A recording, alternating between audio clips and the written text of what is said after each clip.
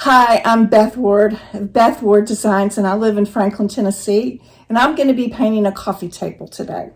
And I'm real excited about this because I'm going to be using all of Amy Howard's products, and I'm going to be using a wonderful and fun paint color. It's called Cranley Green, and I'm so excited. Never had a green coffee table, but I saw an inspiration piece from a museum in London, and it kind of got me going, and then I just kind of went off with it. So, but what I will say, I'm going to be putting a glaze on top. So I'm going to be having the paint. I'm going to be adding a glaze. And then I'm going to be creating another layer with one of Amy's Mylar stencils using the embossing gel just to kind of create some dimension to the piece. I'm real excited because I'm also going to be doing some gilding along the bottom on the feet area and stuff.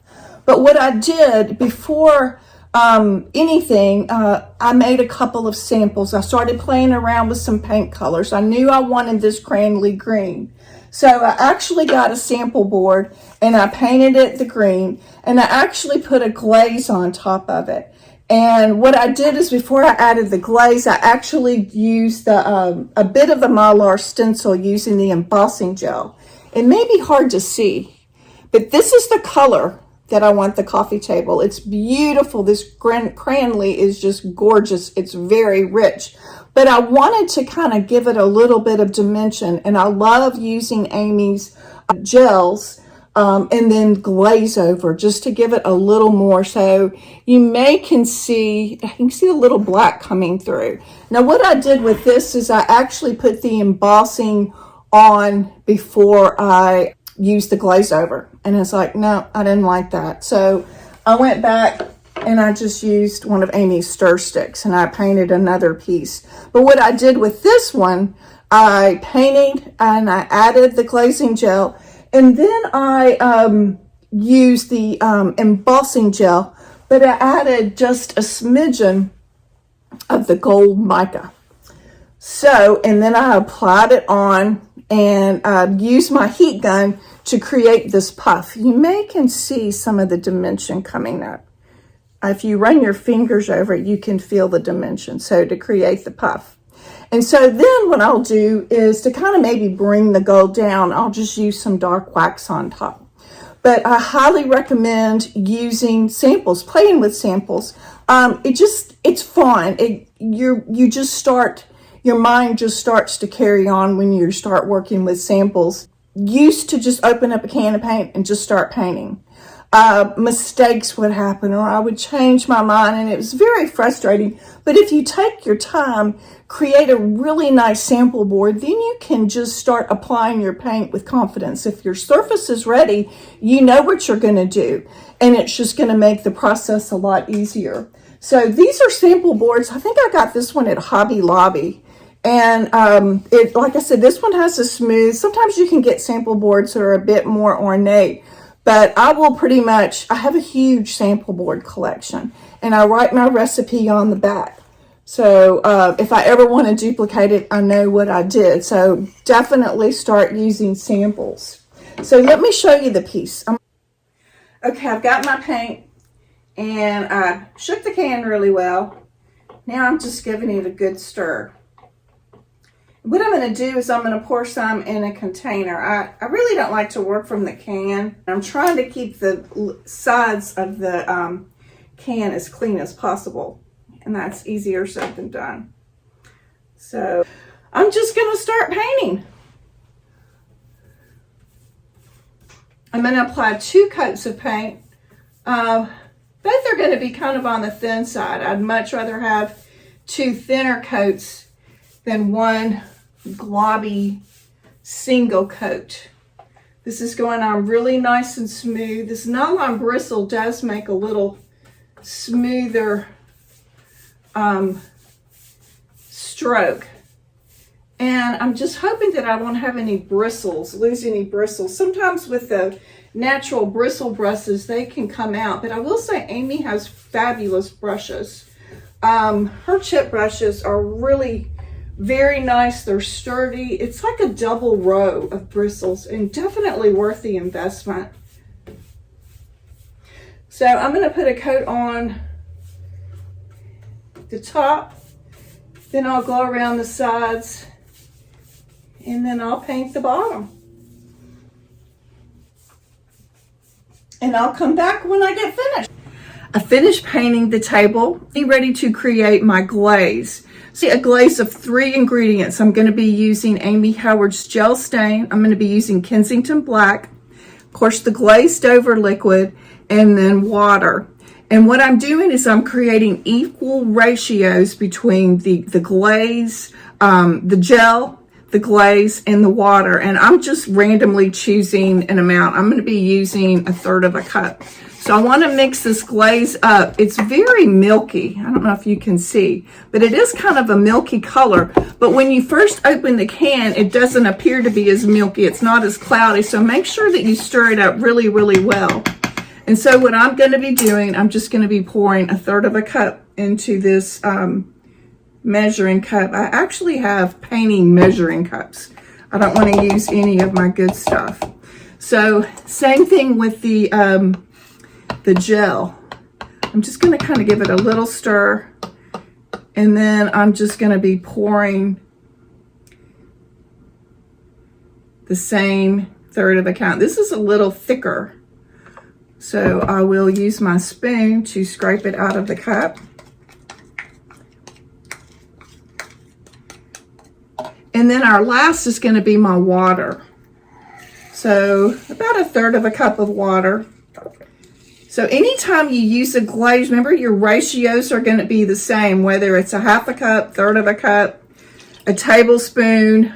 It's all going to be 1, 1, and 1.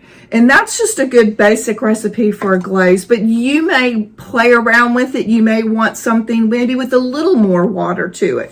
So you can definitely just kind of play around with the glaze, create your own formula on what's going to work good for you. This is just one that I like to use, and I've actually used this particular formula on several pieces. A bench that I did, another table, and it's just one of my favorites. Some people will use paint in place of a glaze. I like working with the furniture, with the gels. So there's just a little more transparency to them. So I'm just stirring it. And what I'm going to do is I'm going to show you how to apply. Now I've got all my materials ready, so I'm just going to keep the spoon inside the glaze the whole time that I'm going to be working, because I want to just make sure that I continually stir. I don't want any of my ingredients to separate. And I've got quite a few of very white, plain, kind of t-shirt material. I keep a big supply of these lint-free cloths, and I use them very frequently. What I'll do is when I go to glaze, I'm going to scrunch it up just very tight. And so this particular surface is going to be what's going to be removing of the glaze from the piece. So what I'll do is scrunch, and if it gets a little saturated, I'll go back and scrunch again. So you're forever moving your fabric. You're just constantly moving.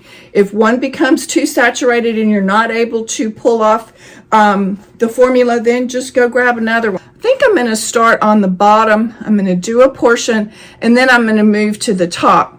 Now, some people will use a regular paint brush with the glaze, maybe a chip brush or a nylon brush. I like using a foam brush. For one thing, I can throw it away.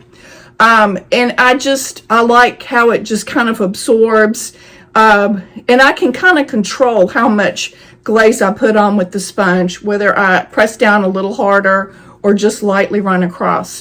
So I've got this mixed up really well. Start on one of the lower legs. The legs, I'm not going to worry about getting anything on this part here, because I am going to be gilding that. But like I mentioned, some of this carved detail, I'm going to come back over when the glaze dries, and I'm going to be doing some light gilding. So I will be going up here, glazing the base. Like I said, this table is on like a pedestal. So it gives it just a real unique look. So let me glaze a little bit, and then I'm going to go to the top part up here at the top. With the glaze, you can only work a small area, so you will have to work kind of on the fast side.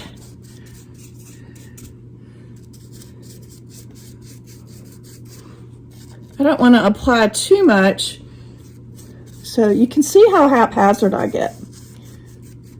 And don't worry about any drips, because you're going to be going back with your cloth and you're going to be removing anything. And so you can see how I'm just randomly going around and patting.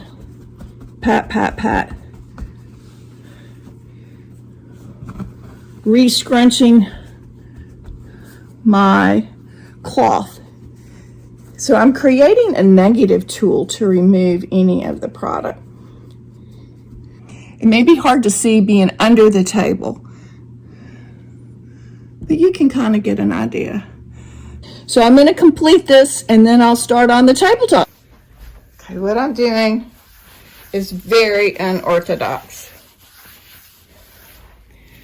And I may have to put the phone down to finish. I didn't like the pat, pat, pat of the glaze. So what I did, actually I had an area that was not adhering very well. I had like a blank spot. And so what I did is I got my quad zero, I guess quad aught steel wool and went over the area, and I ended up liking the design so much. So what I did is I tried to replicate that in a smaller area, and it's just not working. You really need to go over the entire area, as you can see. But what I'm doing is I'm using, luckily I have a lot of steel wool, and I'm just going, I'm creating a grain. So I'm going back and forth. And on this pass, I'm going to go crisscross. And what I'm doing, it's going to start drying. And that's what I want. I want to have this back and forth, kind of a crisscross grain going through the entire piece. So I'm having to constantly add and change my steel wool. I'm just barely running across the top. But isn't it gorgeous? So let me kind of, hey Durham. Yep, got a friend up here. It almost has a malachite look to it. So like I said, I'm just going back and forth. And then what I'll do is go back the other way. And I will just keep doing this until I get the desired effect. Isn't it gorgeous? Look at that beautiful grain. Just going to go ever so slightly. I'm barely touching this. Starting at the bottom and going all the way across. And I will complete the whole project. I will come back when it's time to gild. I think I'm not going to go over it anymore. I think I'm very happy with this. This is a beautiful finish. It looks like it was created. So I'm real excited. What I'm doing now is I am getting ready to apply the gilding gold leaf to the piece that I've already got prepared. What I did on the areas that I did apply the leaf, I actually used buhl, which is, this is actually Amy's buhl that I found. But traditional buhl it's like a clay color, and it was kind of what they used to use for the adhesive for the gilding to stay on. And once, if it rubs off a little bit, you'll see a little bit of red underneath there. It's really just gorgeous. And if I didn't have, you don't have to use buhl. I just like the look, because if the gold starts to peel off, you're seeing that red color, and it's really just a gorgeous red. I've actually not had buhl, and I've just used red paint underneath. So, but I actually found some buhl, and it's a beautiful color, kind of like a clay color. So what I did is I went around my areas where I'm going to be applying the gold leaf, and I painted on a coat of buhl. I let it dry, and then I went and applied a layer of the Gilding Size. Now, this stuff is very, very sticky, and if you get it on your surface other than what you want to have leafed, it will stick. So I've got a few surfaces that aren't supposed to have the gilding, but hey, it is what it is. Now, what I like to do with my Gilding Size, this lasts a long time. I put a sandwich bag in between the lid and the jar, because if you don't, it is almost impossible. If you use it one time and put the lid back on, it sticks. It's so difficult to get off. So this is just kind of my little trick here, that so at least now I can unscrew pretty easily, and that helps preserve it. So what I did is I went and applied the paste. I've got a couple of different brushes. This one is a rounded brush. It's a number 8. I already had artist brushes from painting classes and stuff. And then on my really tiny areas, this is the number 2. But I like it. It's because it's a flat brush, so you're able to get in little cracks and crevices. This number 8 is a pointed brush. So this just kind of applied to the area that I'm going to be applying the gild to. Simmer off and get set up, and I'm going to show you how I applied the gild on the leaf on the very last section. It's nice and cozy down here underneath my coffee table. I'm going to tilt the camera and you can see the area that I have the buhl applied to, and I've also applied the sizing for the gold leaf. It goes on kind of a milky color, but when it dries, it's clear. So when you apply, I do have an area that's kind of wet. I'll kind of tilt my camera down that you can see. This area, you can see a little bit of the white. That's not completely dry, but all of this, if you go to very lightly touch it, your finger pulls. So what I'm going to do, let me get the camera situated, and I actually did covered the foot. Remember, this is kind of a brassy finish. I actually painted the foot in buhl too.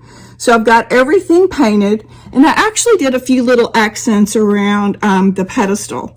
And like I said, if you barely get any paste other than the area that you want to have gilded, you are going to have some stick. So, and that's okay. That doesn't bother me. This isn't out of a furniture manufacturer factory. This is an unusual, one-of-a-kind piece. So it's going to have imperfections. And that makes it okay.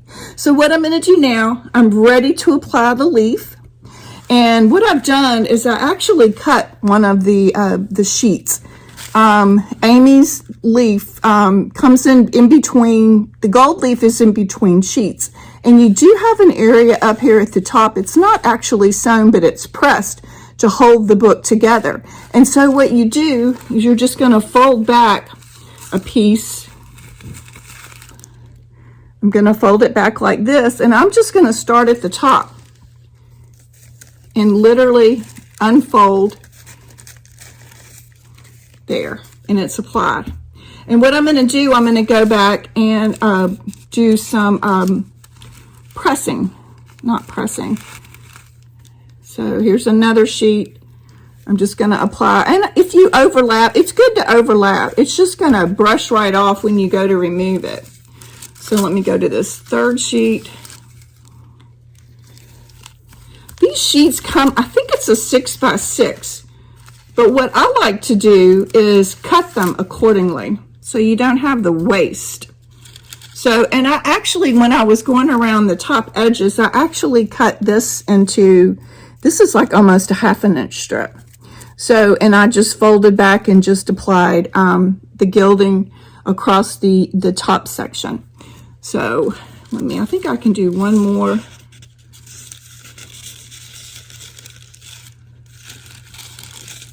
Let me see, do I have any more? I may have to open another book. Let me get my book.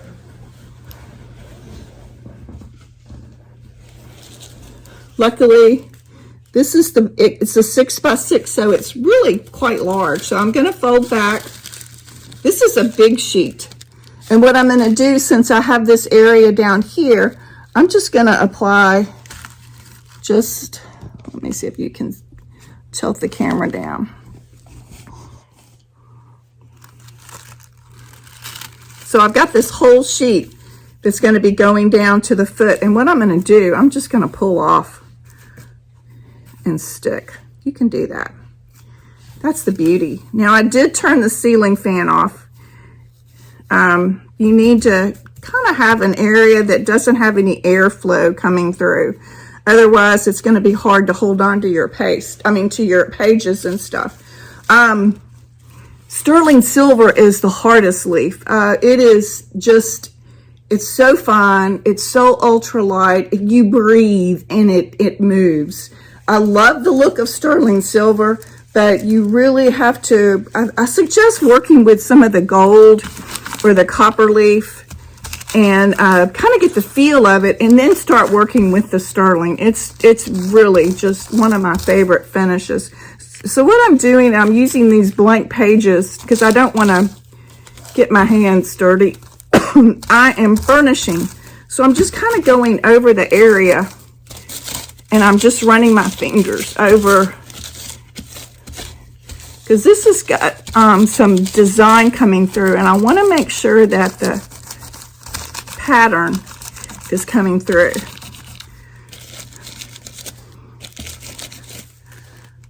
So there you can kind of see the pattern coming through. And what I'm going to do, I'm going to let it sit for a few minutes. I do want it to dry before I start the brushing process. So, and what I like to do, I like to use a chip brush. And what I do is I go around the piece and remove all the excess. So I'm going to show you this particular, it's a mess, but you can see the area that I've done. It's really pretty. And I'm hoping that you can see the bull coming out. If you can see the bull coming down. And just how much prettier this foot looks too. It just doesn't have that brassy look to it. So I hope you can see that. So, and what I've done is I've actually gone over it again with some steel wool, just to remove it, just to kind of bring down the gold. Now, I probably will, when I wax, I will probably add a little bit of dark wax to this, kind of tone it down a little bit more. But I love how the red comes out. It just looks like an old piece that's just been sitting around for a while, and it's just starting to age.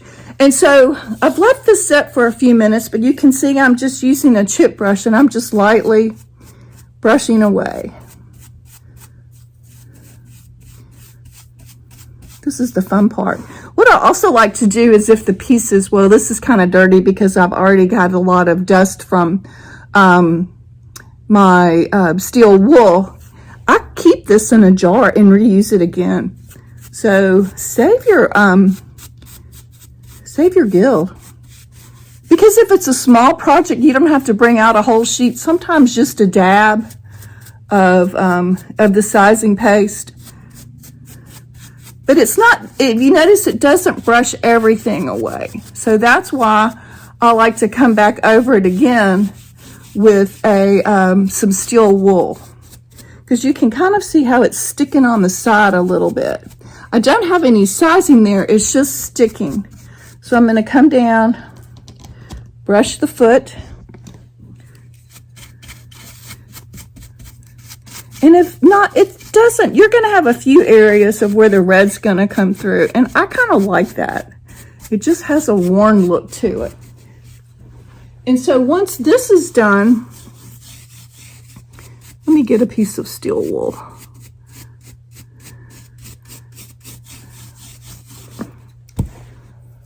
So this is the only size, or the only kind of steel wool that I actually keep.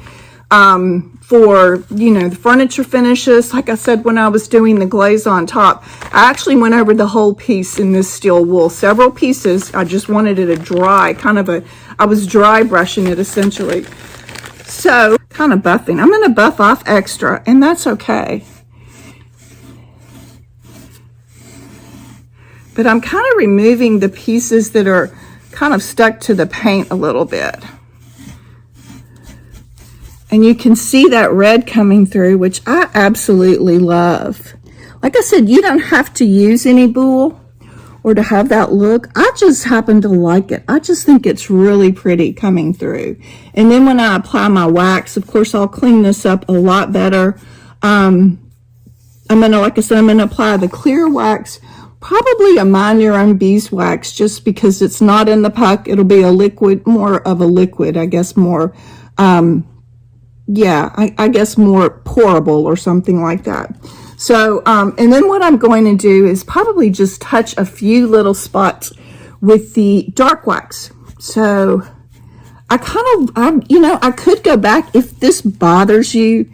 See how this is exposed here? I could go back and just dab a few little bits of glue and then just re-glue again. But that doesn't bother me. I like it. I just think it has just a really pretty look to it. A few adjustments to the piece. I'm pretty much got it finished. I actually was not happy with the gild. I love it. It looks great. It was just a little too much gold for me.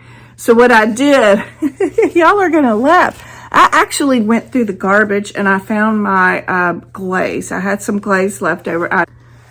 So what I'm doing, I am just got this mixture. It's mostly the glaze with just a smidgen of paint, and I'm just kind of going through with this foam brush and just brushing on. Very random. Even I'm going up over the gold. It's no big deal. And I had a few pieces of gold that kind of got on the side. So now what I'm doing, I'm using my rag and I'm just going through and tapping. But it almost creates like an oxidation to it, which I really, really like. You can see that green coming through, but the gold, you can still see the gold, but it looks like something, it looks like it's been oxidized more than anything. And I really love this, but I just didn't want to complete the piece and then you think, hey, wait, something's different about that. So I'm just kind of rubbing off most of what I painted on there. I don't know if you can really see this, but it really just has a really, I don't think I like that in the crack.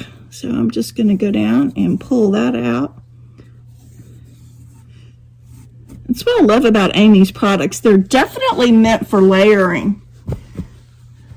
So I went around all the pieces, but doesn't this just look better?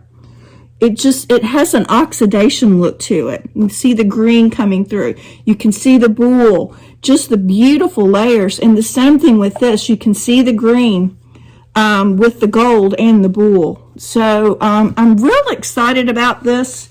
And what I did along the edge, I did use some gild, but when I went back over again with this mixture of some glaze, a little paint, and then pulled off, so it just has the faintest look to it. It's a little hard to see, but I think when it's all done and waxed, I think it's really going to be a really pretty piece. Okay, I've made it to the very last process, and this is where I'm going to be using Amy's Mylar stencil. And I'm going to be using embossing gel. So I'm real excited. I've got this really great stencil. I've got it on the table. I've taped down the sides so it shouldn't move around. But what I did is I added some color to this. I actually added some of the art ink, the gel, and then I added some gold mica too. So I just wanted to get kind of a pretty gold color. So I've got my stuff. So what I'm going to do, I've got one of these, like a squeegee kind of a thing, to apply the embossing gel. And this is from a maker studio. This is Amy's product. So what I'm doing, raking it across. So I'm going to actually be adding quite a bit. I just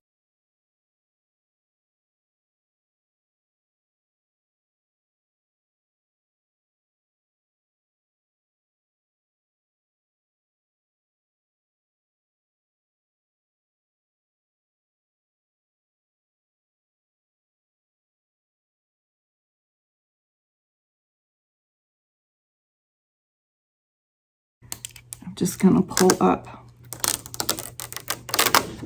Oh wow, look at that. Oh, it's beautiful. I'm so excited. I have a few little areas I'm gonna have to touch up and clean up. There's a few little imperfections. So I'm going to turn the heat gun. I'm just going to hold it over some of the areas, and you should start to see the area start to puff.